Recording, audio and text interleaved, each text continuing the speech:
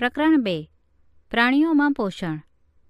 તમે પ્રકરણ 1માં અભ્યાસ કરી ગયા કે પ્રકાશ સંશ્લેષણ દ્વારા વનસ્પતિ પોતાનો ખોરાક બનાવી શકે છે, પરંતુ પ્રાણીઓ બનાવી શકતા નથી. પ્રાણીઓ પોતાનો ખોરાક પ્રત્યક્ષ રીતે વનસ્પતિને ખાઈને અથવા પરોક્ષ રીતે જે પ્રાણીઓ વનસ્પતિને ખાય છે તેને ખાઈને મેળવે છે. કેટલાક પ્રાણીઓ વનસ્પતિ તથા પ્રાણીઓ એમ બંને ખાય છે. યાદ કરો કે મનુષ્ય સહિતના બધા જ સજીવોને વૃદ્ધિ, સમારકામ અને શરીરના કાર્યો માટે ખોરાકની જરૂરિયાત રહે છે. પ્રાણી પોષણમાં પોષક તત્વોની જરૂરિયાત, ખોરાક ગ્રહણ કરવાની પદ્ધતિ અને તેનો શરીરમાં વપરાશ વગેરેનો સમાવેશ થાય છે. કાર્બોદિત જેવા ઘટકો જટિલ હોય છે. આવા જટિલ ઘટકો તે જ સ્વરૂપે ઉપયોગમાં લઈ શકાતા નથી. તેથી તેનું સરળ સ્વરૂપમાં રૂપાંતરણ કરવું જરૂરી છે. જટિલ ઘટકોનું સરળ સ્વરૂપમાં રૂપાંતરણની પ્રક્રિયાને પાચન એટલે કે ડાયજેશન કહે છે. ખોરાક મેળવવાની જુદી જુદી પદ્ધતિઓ. Different ways of taking food. જુદા જુદા પ્રાણીઓમાં ખોરાક ગ્રહણ કરવાની રીતો જુદી જુદી હોય છે. મધમાખી અને હમિંગબર્ડ વનસ્પતિમાંથી રસ ચૂસે છે. નાનું બાળક અને ઘણા પ્રાણીઓ તેમની માતાના દૂધ પર નભે છે. અજગર જેવા સાપ પ્રાણીઓને ગળી જાય છે. કેટલાક જલીય પ્રાણીઓ આસપાસ તરતા ખોરાકના સૂક્ષ્મ કણોને તરવી એટલે કે ગાળીને ખાઈ જાય છે. મનુષ્યમાં પાચન. Digestion in humans. આપણે ખોરાક મોં દ્વારા ગ્રહણ કરીએ છીએ. પાચન અને તેનો વપરાશ કરીએ છીએ. અપાચિત ખોરાક મળમાં રૂપાંતરિત થાય છે.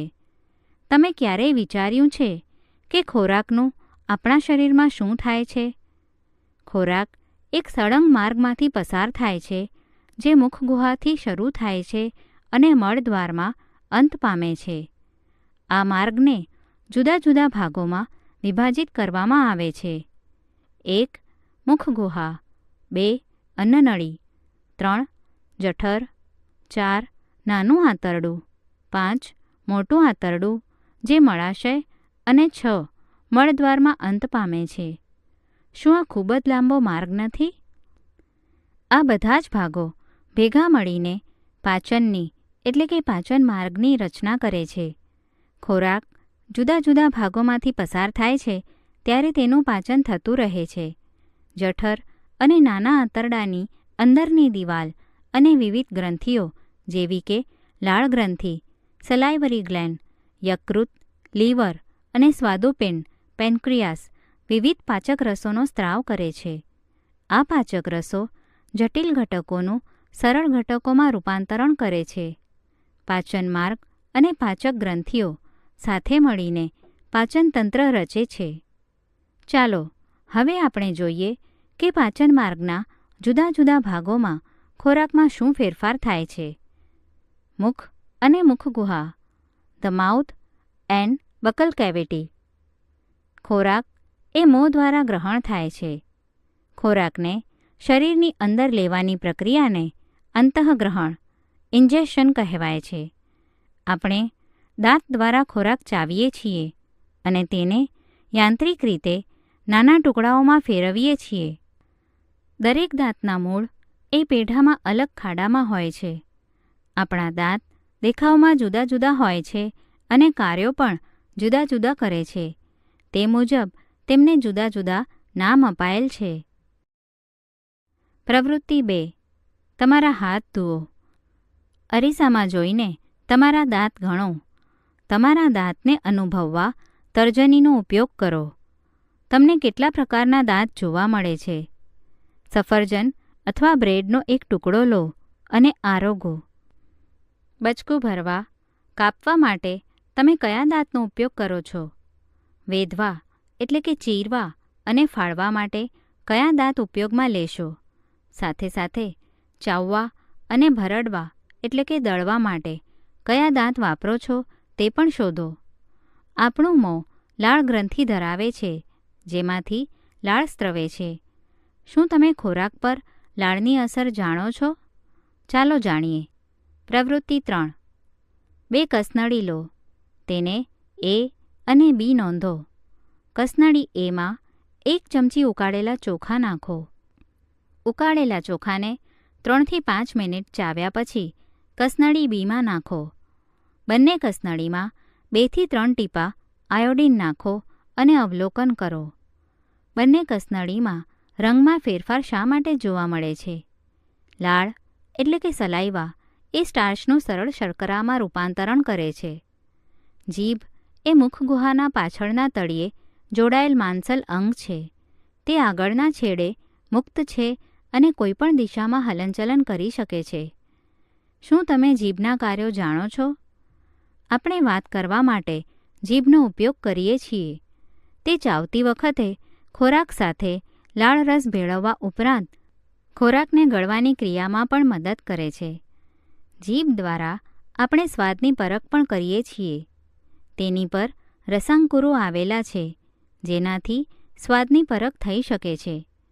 આપણે નીચે મુજબની પ્રવૃત્તિ કરીને જુદા જુદા રસાંકુરોનું સ્થાન જાણી શકીએ છીએ.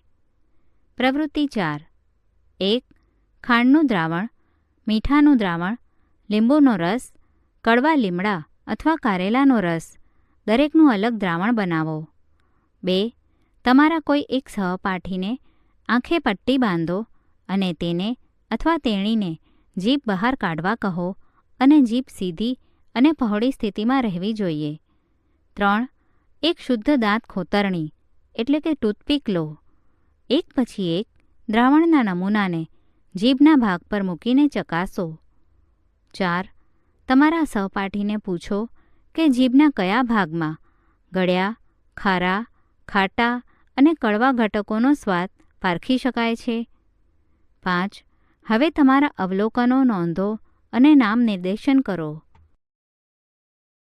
અન્નનળી, ધ ફૂડ પાઇપ, ઇસોફેગસ. ગળેલો ખોરાક અન્નનળીમાં થઈને આગળ વધે છે. અન્નનળી ગળામાં થઈને છાતીમાં પ્રવેશે છે. અન્નનળીની દિવાલના હલનચલનને કારણે ખોરાક આગળ વધે છે. હકીકતમાં આ હલનચલન સંપૂર્ણ પાચન માર્ગમાં જોવા મળે છે, જેથી ખોરાક નીચેની દિશામાં ધકેલાય છે. ક્યારેક જઠર દ્વારા ખોરાક સ્વીકારાતો નથી અને ઉલટી એટલે કે વોમિટ થઈ જાય છે. તમને ક્યારે કંઈક ખાધા પછી ઉલટી થઈ હોય તે યાદ કરો અને તેના માટેના કારણો વિચારો. જઠર, ધ સ્ટમક.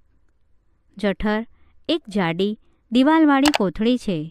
તેનો આકાર પહોળા જેવો છે. તે પાચન માર્ગનો સૌથી પહોળો ભાગ છે. તે એક છેડેથી અન્નનળી દ્વારા ખોરાક લે છે અને બીજા છેડે નાના આંતરડામાં ખુલે છે. જઠરની અંદરની દિવાલ શ્લેષ્મ, હાઇડ્રોક્લોરિક એસિડ અને પાચક રસોનો સ્ત્રાવ કરે છે. શ્લેષ્મ જઠરની અંદરની દિવાલને રક્ષણ આપે છે. એસિડ ઘણા બેક્ટેરિયાને મારી નાખે છે અને ખોરાક સાથે ભળે છે અને જઠરના માધ્યમને એસિડિક બનાવે છે તથા પાચક રસોને કાર્યરત કરે છે. પાચક રસો પ્રોટીનને તોડીને તેનું સરળ ઘટકોમાં રૂપાંતરણ કરે છે. નાનું આંતરડું, ધ સ્મોલ ઇન્ટેસ્ટાઇન. નાનું આંતરડું એ અત્યંત ગૂંચળામય અને 7.5 મીટર લાંબુ છે. તે યકૃત અને સ્વાદુપિંડના સ્ત્રાવો મેળવે છે. સાથે સાથે તેની દિવાલ પણ રસોનો સ્ત્રાવ કરે છે. યકૃત એ લાલાશ પડતા બદામી રંગની ઉદરમાં જમણી બાજુએ ઉપરના ભાગે આવેલ ગ્રંથિ છે. તે આપણા શરીરની સૌથી મોટી ગ્રંથિ છે. તે પિત્તરસ, બાઇલ જ્યુસનો સ્ત્રાવ કરે છે, જે પિત્તાશય, ગોલ બ્લેડર જેવી કોથળીમાં સંગ્રહાયેલ હોય છે. પિત્તરસ એ ચરબીના પાચનમાં મહત્વનો ભાગ ભજવે છે. સ્વાદુપિંડ એ મોટી અને આછા બદામી રંગની ગ્રંથિ છે, જે જઠરની નીચે આવેલી છે. સ્વાદુરસ કાર્બોદિત, પ્રોટીન અને ચરબી પર કાર્ય કરી તેને સરળ સ્વરૂપમાં રૂપાંતરિત કરે છે.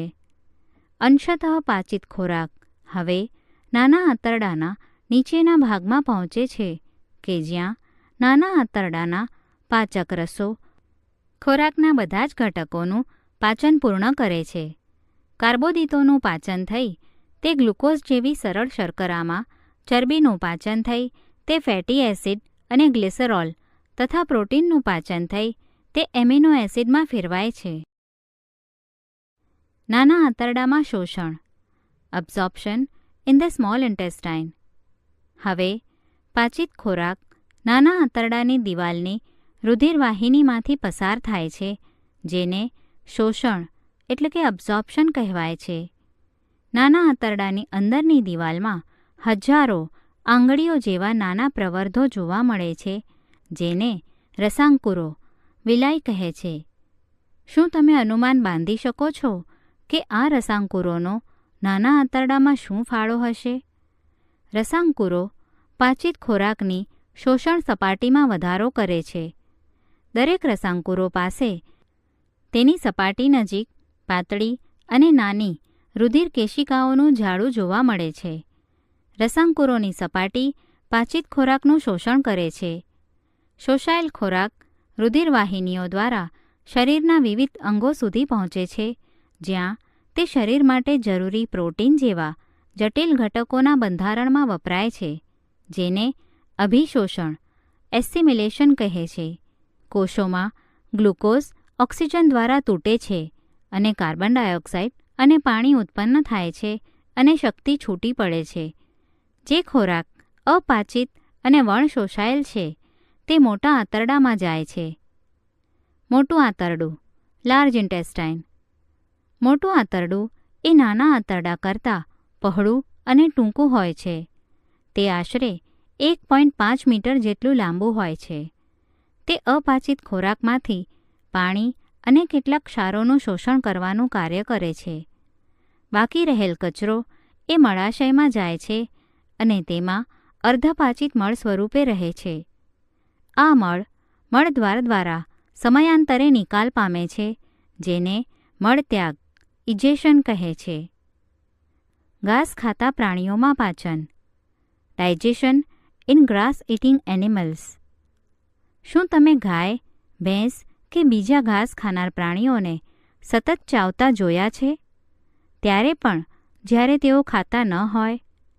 હકીકતમાં તેઓ ખૂબ જ ઝડપથી ઘાસ ગળી જાય છે અને આમાશય એટલે કે રૂમેન નામના જઠરના અમુક ભાગમાં સંગ્રહે છે.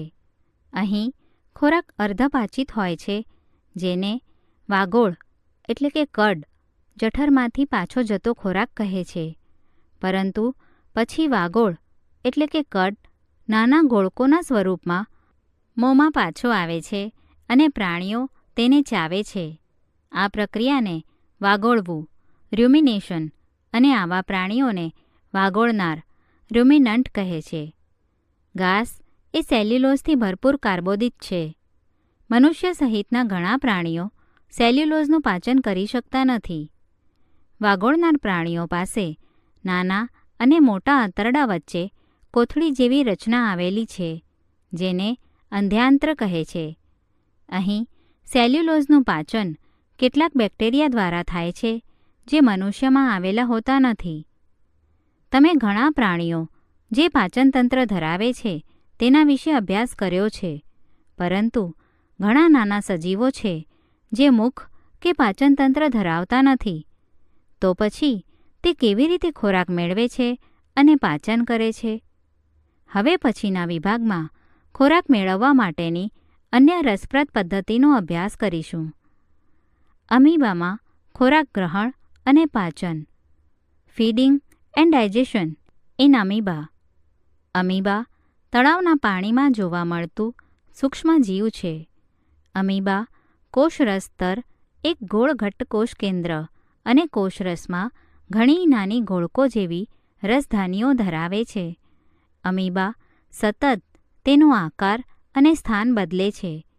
તે એક અથવા વધુ આંગળી જેવા પ્રવર્ધો બહાર કાઢે છે. તેને ખોટા પગ, સ્યુડોપોડિયા કહે છે, જે હલનચલન અને ખોરાક પકડવામાં મદદ કરે છે.